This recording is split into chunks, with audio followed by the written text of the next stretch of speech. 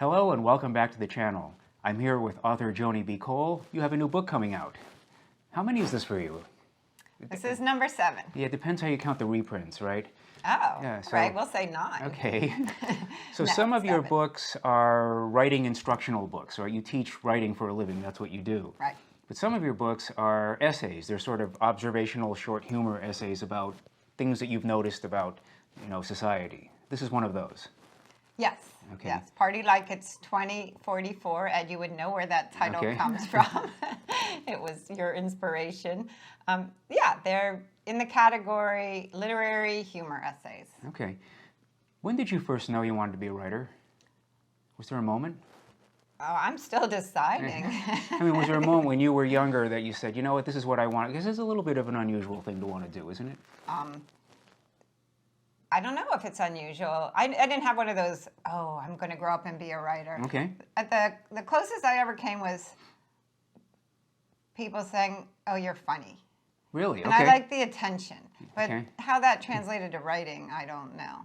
Interesting. But, yeah. So for me, I was 10, and I was outside by myself in the fall, and I was sitting on a rock, and a bee was going around my head.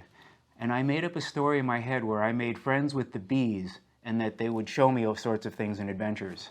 And that's how I knew. I wanted to tell a story about bees that showed a little boy something. Aw.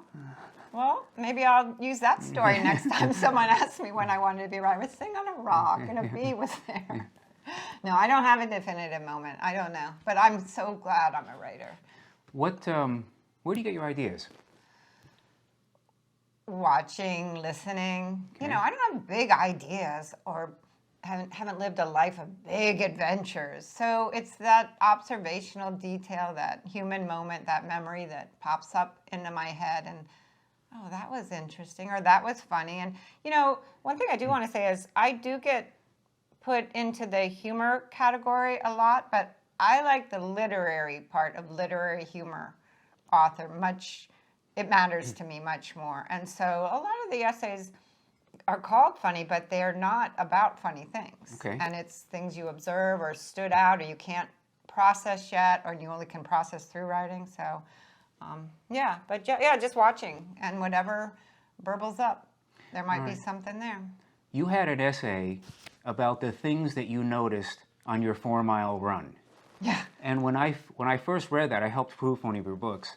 I thought, this is not going to work because I couldn't do that essay. But you made it work somehow. Oh, And I was sort of interested to see what it is that you noticed next, because I noticed that you tend to notice things that most people don't.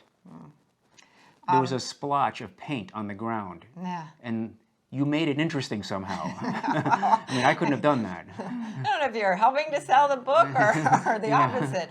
Well, when you pass that friggin' splotch every single day, but I didn't know if that essay would work either. But I got the idea when I was on that run and thought, well, I would write this like you write the tour guides, things you must see, when you go to the island of this or when you go to these exotic places. And I thought, I'll write it like Joni's 4-mile run, the top 10 things you must notice. And one was that splotch of commitment. But I called it the splotch of commitment because it is the moment in the path where I say, if you pass this, you can't stop. Right, you have to keep going, Yeah. yes. And the reason I like that essay, and some of the essays, I thought at the best they'll be experimental, but that's okay, was because it brought to mind for me, and hopefully to readers, the things that go through our head in these ordinary moments. And it's even called like Joni's ordinary 4-mile run. Yeah. And oh my gosh, everything from gun violence to commitment to aging to the unfairness of the criminal system. These were thoughts I had on an ordinary run. I didn't make them up or stack the deck. And I thought, well, that's probably true for everyone. And wouldn't it be neat if everyone looked at their equivalent of a 4-mile run and just listen to what's going on in your head? So it did work, I think, for that reason.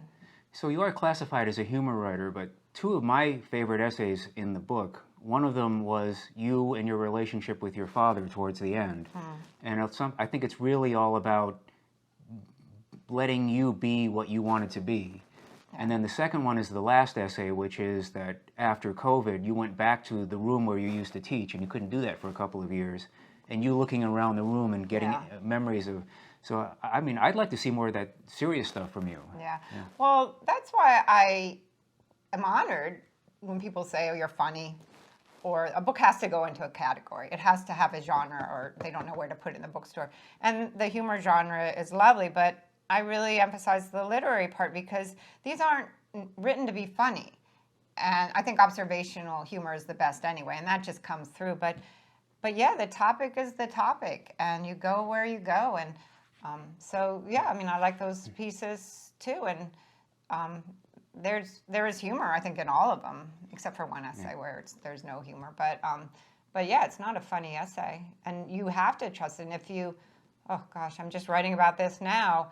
If you are writing to try to be funny, you're gonna get in your way all the time, and they'll be the least funny pieces that you can write. So I'll let you guys read all about that, but I'll close with this question: where did you get the title? Well, I got it from you, Ed. Yeah, that's why I asked you. Yeah. Well, I don't want to give too much away. It's the title of one of the essays, and I like this essay a lot, and it's about my birthday, but it's more about how at least Americans view birthdays, view aging.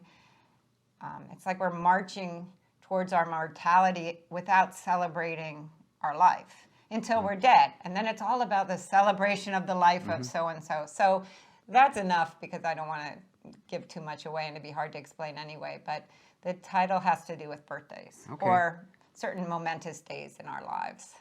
All right, Party Like It's 2044 by Joni B. Cole. I'll put a link in the description below so you can order it from Amazon. Or wherever books are sold. All right, thank you.